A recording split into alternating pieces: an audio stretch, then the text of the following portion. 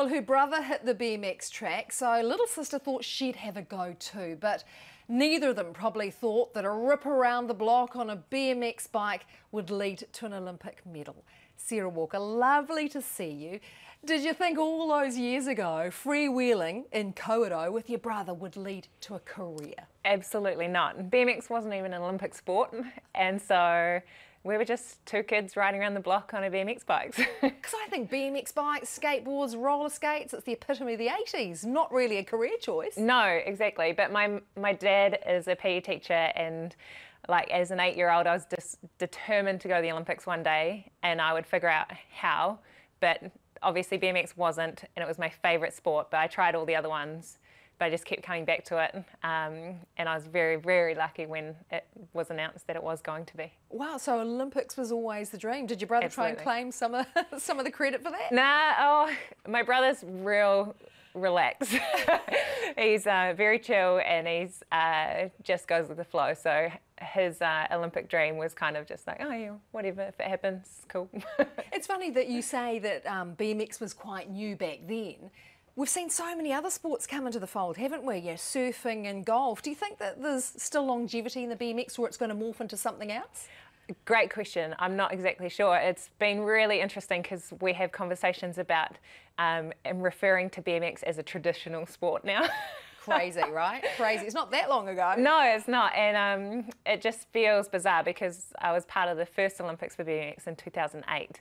And I know that's like 12 years ago now, but it's becoming quite established, which is pretty cool. Yeah, oh, it'll be exciting to see what the next one is. I mean, you know, there's been talk of 10-pin bowling, ballroom dancing, who knows what the next thing will be, but I think BMX has still got some life in it yet. I think so too. All right, let's talk about you. It's been a really busy 12 months on a personal front, a few I-dos in there as well. Congratulations. Thank you. You know what comes next? The I-dos turn into the you do nots. You know that, right? We'll see. Hopefully. I'm fairly stubborn, so maybe it's me saying that. I don't know. We'll see. So how is married life going for you, juggling, you know, your career and a change in your lifestyle? Did he sign up to lots of trips to A&E? Yeah. So like for the injuries? I think our third date, actually, you wouldn't call it a date. I was in hospital needing surgery. So he learned that very quickly.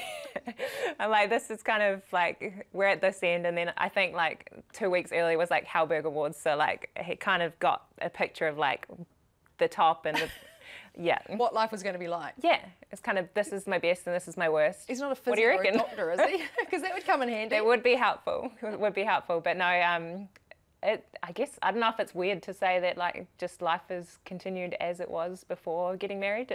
Nothing's changed, it's nice, I love it. So you're married, you've got a few Olympics under your belt, you're in your 30s now, and I think if you were a gymnast, you'd be a geriatric. Yeah. Obviously you feel like there's more in the tank. Yeah. And I think in BMX, like I'm the oldest female still riding BMX as well at the top level. So yeah, I've always thought that I won't know if I'm good at something unless I try it. And it's the same with BMX at this end of my career. I don't know if I can get better unless I try. And I still think I can get better and faster. And I still love it and enjoy it. So why should I stop? So is that the drive? The fear, well, not the fear of the unknown, but the nosiness. How far can I go? Has the body still got it? Curiosity, I think, is a good way to put it. Like I'm still curious about whether there's something more there or not. And the only way to figure that out is by trying and pushing myself to try and get faster. And maybe I don't, but maybe I do. But you must have the belief there though, Sarah, because you wouldn't come in all those hours, all those gym sessions, all those low-fat meals if you didn't think it could be a successful campaign. Exactly. Yeah, there's definitely hope there. And I think a race that reminds me of was in 2018. At the end of the season, I made it to the podium at the World Cup. And it was the first time on the podium at a World Cup since 2011. So 2018, it's like 7 years. And I remember crossing the finish line and just being like, okay, this is why I continue to believe in myself. Like, you're not going to win all the time, you're not going to be on the podium all the time, but keep believing that you can be, and that perseverance like was worth it, because I just kept believing in myself when other people stopped. It was cool. So how's the body holding up? Because it is such a physically demanding sport. We know you've broken so many bones in your body. Yeah. I mean, is it getting harder? I think, like, it's been a few seasons since I've been, like, broken. Broken physically, or? Yeah. But I don't know, like, the hardest part of an injury is the working back to where you were to, like, then get better from. So it's like quite a big step back, and that's the hardest part. It's not pain of the injury. It's not like kind of the first 24 hours of like getting x-rays and casts or whatever you need. It's actually like the next 6 weeks of recovery while the bone mends, and then it's the next kind of months and months of like trying to get fast again to where you were right before, the second before you crashed. Just to get back to the same point, it takes months. And then I've had a couple times where I've gone through that process, and just as I get back to that speed, I get injured again. And then I have to start that whole process again. And that's coming back that second time, and it's like you kind of have that expectation or a superstition, like things come in threes. And so like you get almost as fast as you've been again, and that's when I'm the most afraid, because I don't want to have to deal with the months of recovery and rehab again for a third time in a row. And you've had so many challenges with your injuries, and ultimately that cost you Rio. Yeah. And did that keep you? Does it still keep you awake at night? No, not at all. And even at the time. So I got injured in February, March of 2016. Right before I got injured, I was the fastest I had ever been by like a significant amount. Every single week at that point, because I was leading into the World Cup season, I was PBing, like best ever on pretty much every test I tracked. And then I broke my arm in 2 places and needed surgery, and it was a massive setback. And then 10 weeks later was World Champs. And at World Champs was the last chance to qualify for Rio. And I gave it everything, turned up, and my arm still wasn't like 100%. But I was like, well, this is the only, it's all or nothing. This is the only chance. It's not like I can go, hey, can you give me another 2 weeks? It's just, this is the moment you have to be ready. And I gave it everything, and I crashed again, and actually broke my other shoulder. But I didn't know at the time, and I was like, strap it up, we're still going. Like, I still want to give it everything. You're going to find a way. Yeah, I was like, it's not over until it's over. And I went up onto the start hill, and I raced every single race the best that I could, which at that point wasn't great. But it was the best I could in the situation I was in, and I didn't qualify. But within hours, like obviously the first few hours was devastating, and I cried more times than I could count, because I'd think about the people that have helped me and supported me. I thought about my sponsors, I thought about my family, I thought about like all those people and supporters that had helped me and wanted to see me go to the Olympics, and me wanting to be there too. And it was just devastating. But then within a few hours, I was reflecting on like, actually there was nothing else I could have done. So I actually felt really proud that I'd given it everything that I had in the situation I was in. So I couldn't help the broken arm. It happened. I dealt with it the best that I could. And then I broke my shoulder, dealt with that the best I could, still turned up on the start line and still did the best that I could. There's nothing at all I could do better than that. So it's completely okay with me, and I'm actually really proud of myself for doing that. You talk about being broken, but you have to be so mentally robust to push through those times. Yeah.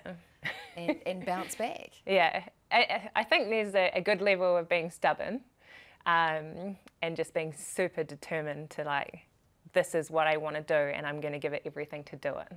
So there's an element of that, and I think an element of just not finishing with any what-ifs. So I had no what-ifs because there was nothing else I could have done differently. So that sat really comfortably with me. So it doesn't, from that night, it didn't bother me. Was there, I mean, you're so mentally tough to do that. I mean, you've said that you enlisted help with psychologists, trying to get you in that right mind space. But how hard was it pushing it so hard when it's a sport where you have to be on the edge? I've read that you were scared that you wouldn't be able to put it all out there again. Yes, so there has been races where I see someone get hurt and I'm up on the start line and I'm looking down and there's someone literally lying there in a stretchers with all the medics like coming in to stretcher them off the track because they can't walk themselves off. And you're up on the start hill about to go ride the exact same track, do the exact same jumps that person's just like being stretchered off for. And you just, there are times where you go like, why do I do this? Like, I don't really want that to be me. That's your husband's job now to worry about you, you see. Are you still insured? Are you still got an insurance company on board? I'm not sure many insurance places want to insure me, to be honest. Their dream is over. Totally. How much tougher for you a year on and having to be in that tough mind space to know that it's going to be 12 months harder? Yeah, I didn't think necessarily about my age or about the year being longer. I didn't know what my plan was after Tokyo, and that's probably been the hardest part to adjust because I had such a strong plan through to kind of the 31st of July. We would be racing the BMX final, and then the 1st of August, see what happens. Yeah, yeah. What do I feel like? Do I feel like carrying on riding? We'll make that decision then, but every single date through to the 31st of July 2020 was planned. And then when it was postponed, it was like, holy crap. Well, I was meant to be here on this date. I was meant to be doing this on this date. I was meant to be whatever.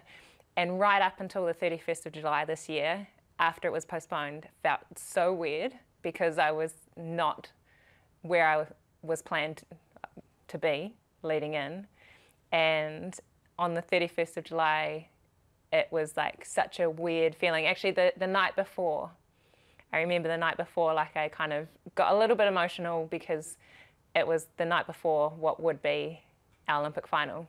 And I remember very vividly what it felt like the night before my race in London. And all the emotions that came through me that night before. It was like nerves, a bit of fear, like the unknown, the uncertainty, but like excited and like being like, yeah, I've worked for this, and just all those different positive and negative emotions coming through and all the thoughts and what, like picturing what could happen the next day, and that was like not happening. But what was good about Rio 2016 was I got to watch a race happen and I got to get closure from not being there. Where the 31st rolled around this year and there was nothing. Like the birthday party had been cancelled. Yeah, out. And so you didn't really get closure. You're just like, okay, the date's been, okay, now I make a plan. And after that day was kind of like, it felt like I kick-started a second time, but it was really hard leading up into that date, just because everything was so set in stone as much as it could be. Have you ever entertained the thought that you wouldn't be there? I did, probably the first 2 weeks of lockdown. So lockdown and the postponement pretty much happened at the same time. And so I was just like, you know what, I'm just going to take 2 weeks to just take time. Like if the Olympics are 16 months away, taking 2 weeks off now is not going to be a big deal if I decide to keep going for it. So you took 2 weeks off, a full 2 weeks, eating lockdown loaf and Netflix for 2 full weeks, like most of us do the whole year. Yeah. But it was great. Like I needed to reset. I knew that if I was going to commit, I couldn't maintain the level that I was at for 16 months. I needed to reset and think about what was going to motivate me for another year, and figure that out. And so it was a lot of self-reflection and trying to think and feel how I felt about everything, and I decided that why not? Why not? So many reasons. So you're training. What does a day look like for you? 32, BMX bike. What's your week? What's your day? I think, well, using my experience, I know what works for me physically and mentally, but I do gym 3 times a week. I go to the BMX track 3 times a week. And then I do like a road ride if I feel like it. I can do sprints. But it's just making sure that I'm tracking and recovering the best that I can, and feeling happy. I think that's really important, especially this year. And not only do you train for an Olympic Games, you have a unique insight into the Olympics on the IOC Athletes Committee, NZOC board member. Not at all busy, are you? No, it gets overwhelming sometimes, but it's very cool to be part of. And right through lockdown and obviously there was a lot of unknown and uncertainty about Tokyo. And even before they announced the postponement, being part of those discussions, it was really challenging, I think, for the IOC to make that call in terms of the logistics and the complexities of postponing. But also there was already guidelines in place for hosting a mass gathering during a pandemic. Those already existed. So they were looking at whether it was possible to do that this year. But obviously it wasn't. Yeah. So they needed another year. But being part of the conversations and hearing like the IOC president talk about Tokyo and the way he talked about it gave me a lot of confidence. And that was something I thought was great to be able to share back home to New Zealanders and to the athletes in Cambridge and people that I could speak with and be like, no, like I'm really confident that they will do whatever it takes to make sure it's on next year. Is it unusual being privy to those conversations and being part of that dialogue, being an athlete and also on all these committees? Can you kind of give us a snapshot of what your role is on those committees? A snapshot's pretty hard. Well, I can imagine, because it's quite the list here, it's quite the CV. Yeah, so the Athletes Commission at the IOC pretty much covers every part of the Olympic Games that you could think of. In front of the scenes and behind the scenes. So I'm part of like Sustainability and Legacy Commission, the Digital and Technology Commission. I'm part of the Future Hosts Commission, which works on like where the Olympic Games will go to in the future. And then all the other athletes are across different commissions as well. And then we all come together and then we kind of give our feedback and what we've heard, what athletes need to give input on. But the insight is just on another level. It probably took me 2 years at least to figure out and really understand like the process of everything. Yeah, it's really overwhelming. And do you think that it's your contribution is accepted and you're getting traction, or is it like a PTA meeting where you get more done by sitting down, drinking wine, thinking, like, roll with it? Yeah, I think part of me was nervous that it would be like that before I went in. Yeah. Because there are public perceptions of the IOC and what they do, and so I was aware of those, but I went in open-minded and said, I'll see what it's like once I'm there. And it was really, I don't know if reassuring is the right word, but I was really like happy to see so many like passionate, caring, enthusiastic people behind the scenes that really genuinely love the Olympic Games and want the athletes to be heard. So those organisations get your expertise and your experience. What's the contribution that you get? What do you get from serving on those? I think it's just experience and understanding. I get insight into how it all works and the gears that tick it over, and I find it fascinating. Like as a kid, 8-year-old me watching the Olympic Games and being inspired to be an Olympian, that's a long time of my life to like really admire the Olympics and be kind of amazed by it. And it's not just about watching, say, Daniel Loader win his gold medal.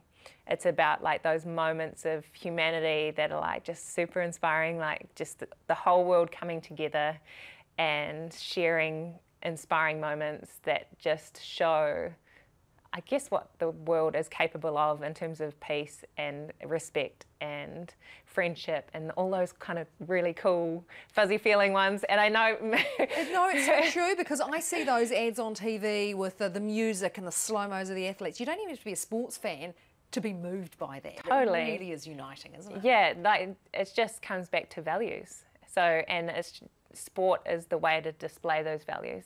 And I think that's so cool. And then to understand a bit more about how the Olympics comes together to be able to give that platform for that to happen, not just like the amazing performances of the athletes, but the amazing moments of the Games as well. And hasn't COVID taught us that? Yes. How much sport means to us, how much we miss it, and how uniting it is, and how bonding it was when it came back. Yeah. It's just quite a unique gift. Yeah, and I think almost it was a blessing in disguise to have that realisation.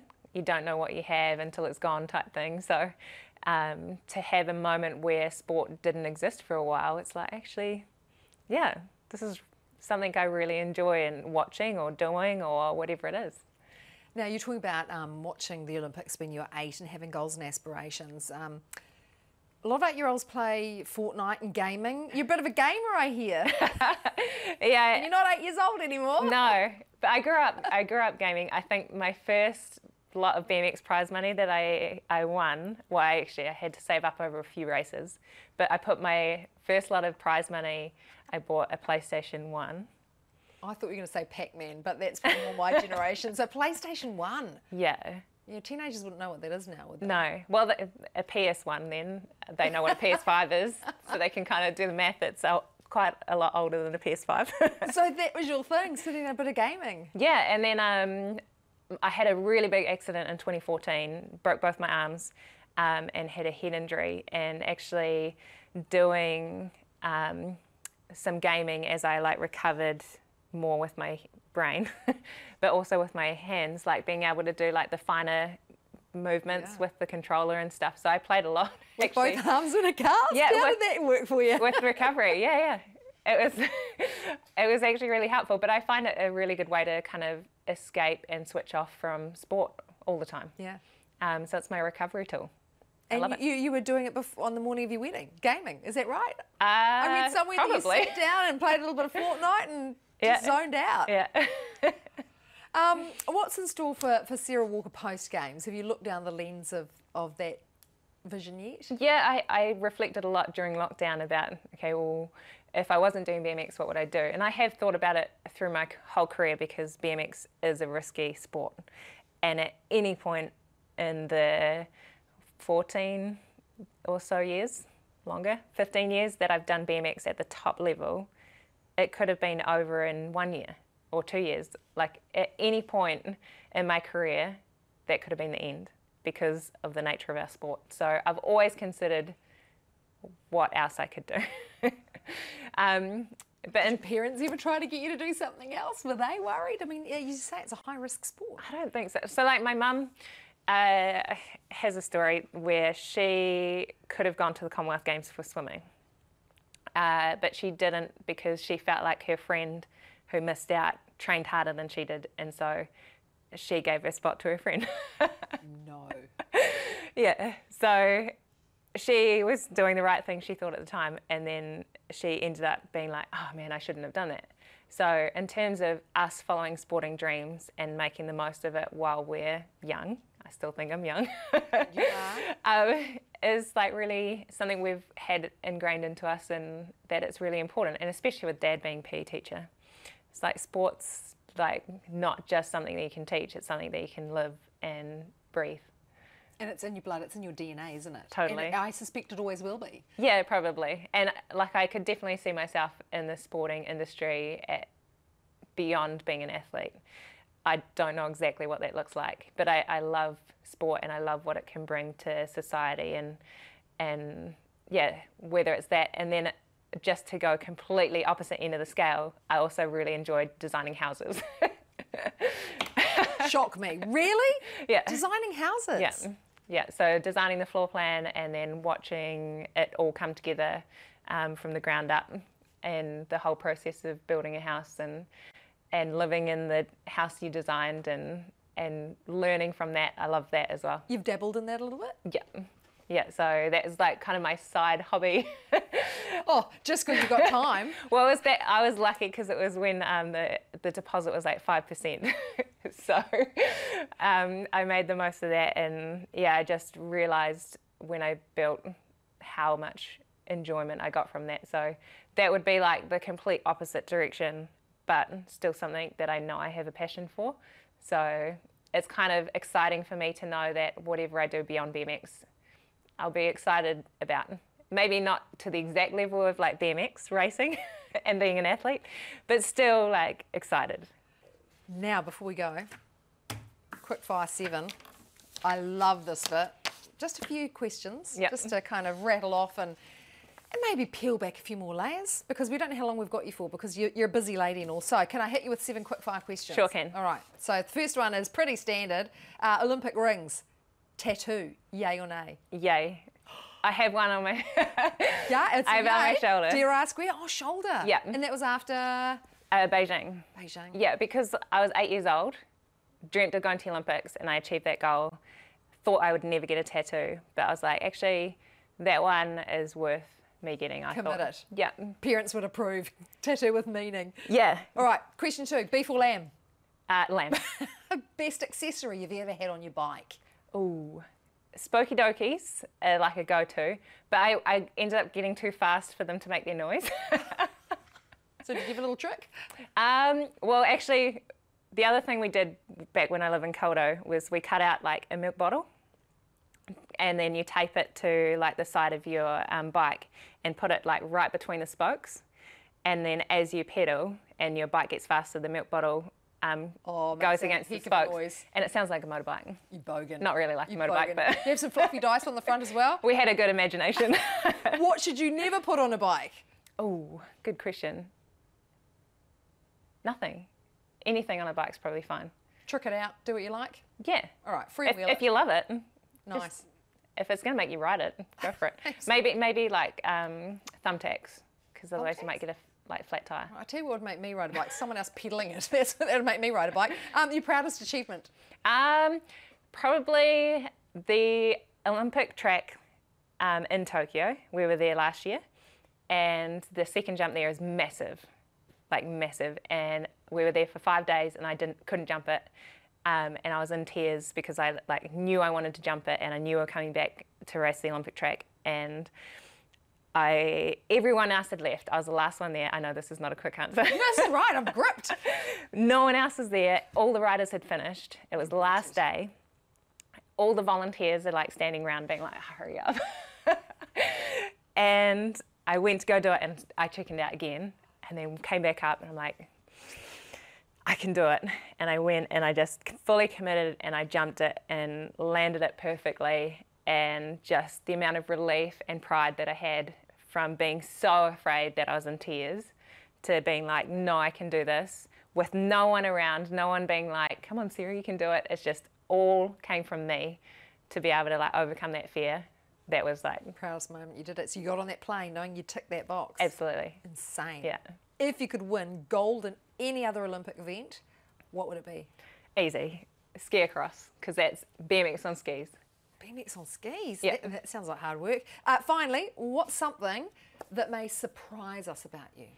I played the piano for 7 years. Let's see your piano fingers. Good long fingers. What, piano? Still playing? Yep. No, but I did try saxophone for a bit, but cut that out pretty quickly because it was at the same time I had braces, so didn't really work. Braces and a saxophone. No idea. Your lips hated you and so did the neighbours. Yeah. Sarah Walker, it's been a pleasure. Good luck for Tokyo. Thank you.